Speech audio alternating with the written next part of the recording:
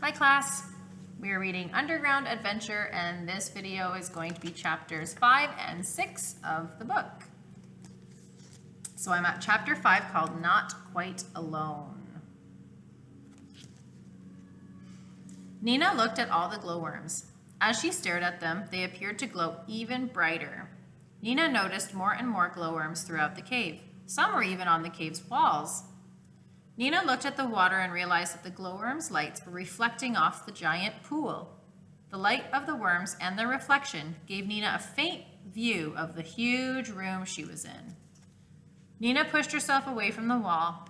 She gently paddled her hands in the water until she came to the middle of the cave's pool.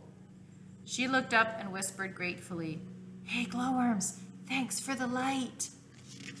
Nina slowly spun herself in circles. Around and around she went. The gentle current in the pool pushed her back toward a rock wall. Nina held out her feet and let them hit the rocks. Whoa! Nina held still. Just a foot in front of her was an old wooden sign. "A way out," Nina said to herself. She started paddling. She rounded a bend and left the large room. Without the light of the glowworms, the cave became dark again. Soon Nina was carried into a pitch-black chamber. Nina was pulled along faster and faster. In the distance, she heard the sound of water roaring. For a second, Nina saw a bright light reflect off a cave wall. Zoom! I'm going to stop here for a moment.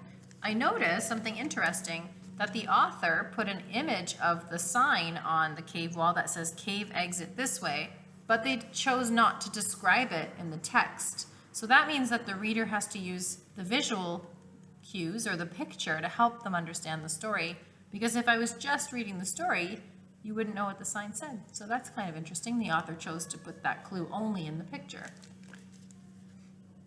So we left off at zoom. Nina was whipped further downstream. She slammed into some rocks, spun around, then stopped. Nina shook her head and blinked water out of her eyes. Then she looked up at a small waterfall. She couldn't believe it. Above the falls was a group of tourists. Their headlamps were moving in all directions. Chapter 6, Glowworm Guides. "Nina, can you hear us?" her father called out from the top of the falls. "Nina, where are you?" her mother hollered. "Nina!" Do you know why they can't see her? She's right there. She's right there in front of them, below their feet in the water. That's right, because her headlamp is burnt out. She cracked it on the ceiling of the cave, so she's in the dark. She's way down below, so they can't see her, because all that Nina can see is their lights, but they can't see her. "Nina, where are you?" her mother hollered. "Nina!" Nina looked up at the searchers and took a deep breath. "Here!" she called out. The whole group turned to see Nina sitting calmly in the water below them. Nina's parents scrambled down the rocks and helped her out of the water. "It is so good to see you," all three said at once. "What happened?" asked Mom as they hugged. "I got carried away into a huge room," Nina said, "and I just came out over there," she pointed, "and my headlamp smashed down into a rock." Kelly smiled. "It's great to have you back. We've never lost anyone in this cave before. You must have gone down the smaller chute to the big room in the cave we used to tour. How did you find your way out without a headlamp?" "The glowworms," Nina replied. "Because of their lights, I was able to read a sign that pointed the way." "Ah, the sign," Kelly realized. We closed that room off to protect the glowworms, but we left the sign in there for safety. Thank goodness the glowworms glow so bright." The end. What a great story. I like that it was a bit scary, and I like that it was adventurous.